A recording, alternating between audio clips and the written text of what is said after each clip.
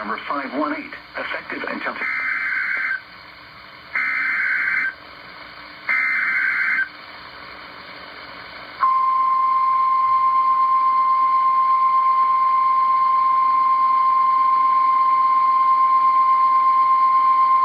The National Weather Service in Raleigh has issued a severe thunderstorm warning for Wayne County, northeastern Sampson County, southern Wilson County, eastern Johnston County, until 5:30 p.m.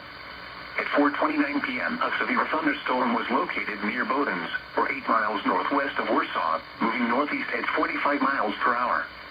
Hazard, 60 miles per hour wind gusts. Source, radar indicated. Impact, expects damage to roofs, siding, and trees. Locations impacted include Goldsboro, Clinton, Wilson, Mount Olive, Fremont, Walnut Creek, Micrell, Selma, Pine Level, and Kenley. A tornado watch remains in effect until 10 p.m. for central North Carolina. Straight line winds can blow down trees, power lines, and damage mobile homes and other buildings. Seek shelter in a sturdy structure until the storm has passed. Stay away from windows as flying debris generated by damaging winds can be deadly.